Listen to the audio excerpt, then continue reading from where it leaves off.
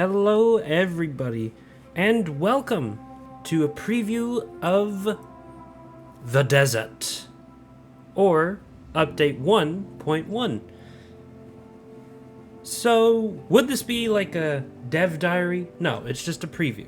It's not a devlog, it's not dev diary, it's just a preview. So let's get into it. Welcome to the first preview for update 1.1, journeying to the blistering sands of the Jordan Desert. This future update adds a wealth of new features and desert-themed content for players to sink their teeth into. In this preview, we'll be unveiling some of the secrets that'll be found within Prehistoric Kingdom's first major title update, the Jordan Desert. In Update 1.1, players will be able to build amongst the sands of a new locale. Inspired by the Jordan Desert, this location provides a unique look not found anywhere else in Prehistoric Kingdom, offering endless horizons and towering cliffs. It actually looks really good, and we can take a closer look at it. You can really see the detail that they put into the plants, like they always do, and that of the horizons of the mountains, or like the stone, or at least the rocky cliffs, or even just the rocks itself, and the little black parts of the sand, or the little black spots of the sand is what I should say. You could see some bits of dirt here and there, but also sand. So, looks pretty good. And here's a second picture of it. It actually does look really good. Alright. Alongside its sparse yet hardly vegetation, two rocky outcrops stand tall within the playable area, a remnant of the past. These formations can be flattened, built on, or built around. So here we have of Camarasaurus and Dryosaurus, which honestly, not a bad photo. I will have to say this is not a bad photo. The desert biome. Here we have the picture of the different types of plants that we'll be working with. There are some different species of cacti. I don't know what... you can actually see at least about 4 different species of cacti within this picture. You see one of them right here, another one of these two small ones, another one right here, and these two over here. You also see one of the palm trees. Well, at least 2 of them. One of them on the ground here. I just noticed that. I believe these are Joshua trees. These 2 at least. Like a beginning and the Joshua tree itself.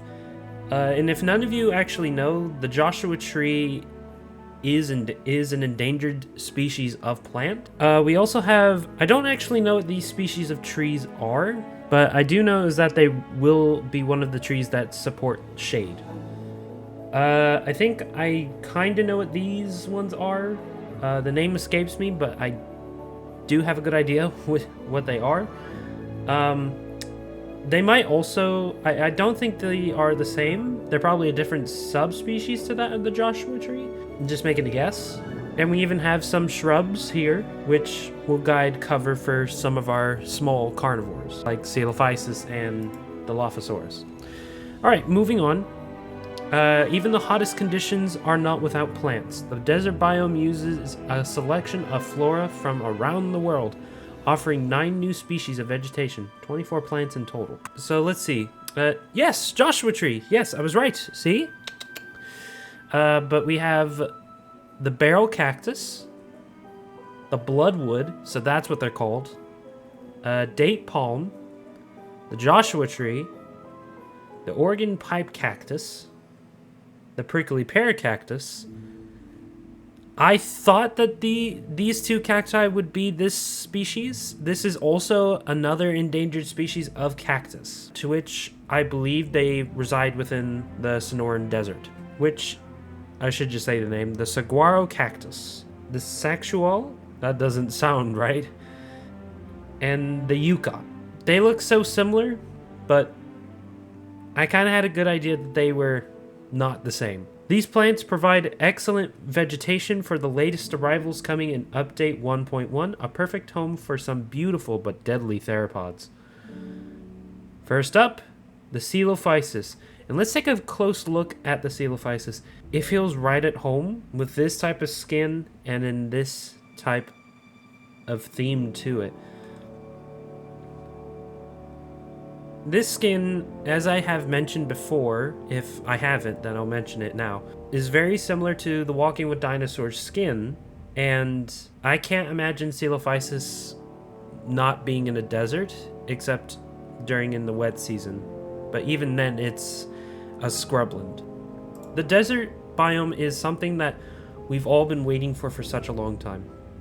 Aha! And here we have Dilophosaurus, with a very similar skin to what we had seen to its preview of it, but I'm just now noticing this.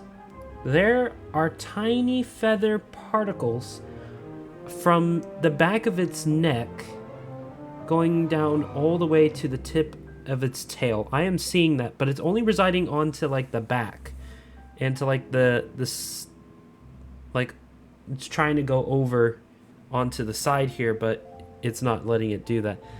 That is really amazing, honestly. And once again, and I do like how this architecture looks. It looks really good. And with these footprints, and with these dinosaur footprints on architecture like that, it kind of reminds me of Dinotopia. If any of you have actually seen that movie / series, then you'll know what I'm talking about. For Dinotopia, this was kind of like their language in a type of way. But yeah, I really do like how this looks. For Dilophosaurus, for me, due to Jurassic Park, I can't really visual it without the tropical desert. But now, thanks to Prehistoric Kingdom, I actually can. It actually looks a lot better within the desert environment, but it could also look even as good in a tropical environment or even a temperate environment. Either way, it makes it work, especially with this type of skin. I really like how this skin looks. It is a bit of an update compared to the one we saw like either 2 or 3 years ago. That's another thing. The following animals in alt species will have desert added to their biome preferences in Update 1.1. So Brachiosaurus will be able to be part of the desert. All 3 subspecies of Camarasaurus will be in there. Dryosaurus, Protoceratops, Psittacosaurus, but only the Mongolian subspecies, and Torvosaurus. I can't remember if this is the biggest one or the smallest one. For the biome's terrain textures, players will be able to pick from 2 shades of sand, an earthy rock, and yellow sun-bleached grass. The red sand is especially great for mimicking a rusty Australian environment or simply spicing up an area of the park. I was just about to say, if they didn't mention it in there, it looks like Australia. But they did, so I don't really need to say that. But yeah, they look so good. I feel like later down in the future, if they add in Australian dinosaurs or even Australian animals in general, like the giant kangaroos, the Dryptodonts, the giant wombats, Megalania, the giant moas, maybe. Well, actually, they would have lived in a forest, not really the outback or scrubland type of area. Well, they could have lived in the scrubland. Oh, and before we actually move on, I did want to address for Jurassic World Evolution 2's newest update. Unfortunately, I will not be making a video for that. I know I said I was in the Barbaridactylus video. I know I said I was, but honestly, I think it's been out there for a little bit too long, and I got another lot of videos to do.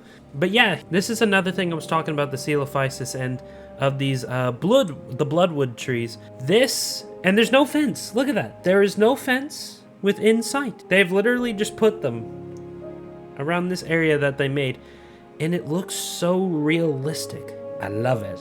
I love it. But what they've used is not the Walking with Dinosaurs skin look-alike, but they've used the feathered one, which works too, honestly. Very interesting. All right, now down to the roadmap. Yeah.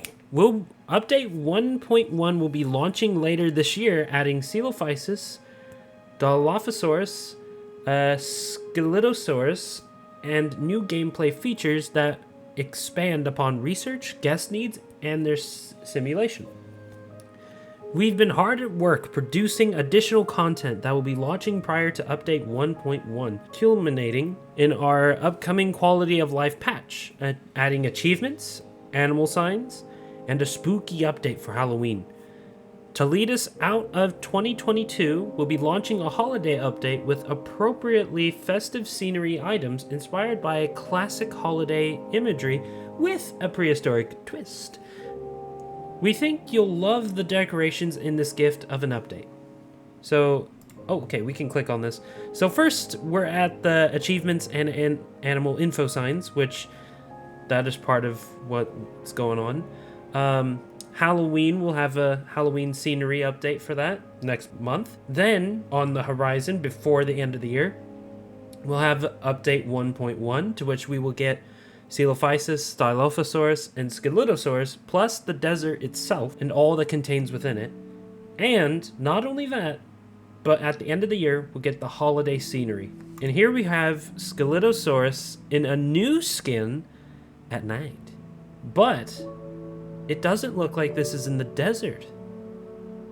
It could be. And I don't know why they wouldn't, but I'm seeing these trees over here, and they don't look like the bloodwood trees. Plus, I don't think that's the same type of tree, but it looks great nonetheless. I love how this skin looks, and it's got like a hint of blue right there. Scelidosaurus is a new dinosaur for me, if you remember, and I can't wait to learn more about it.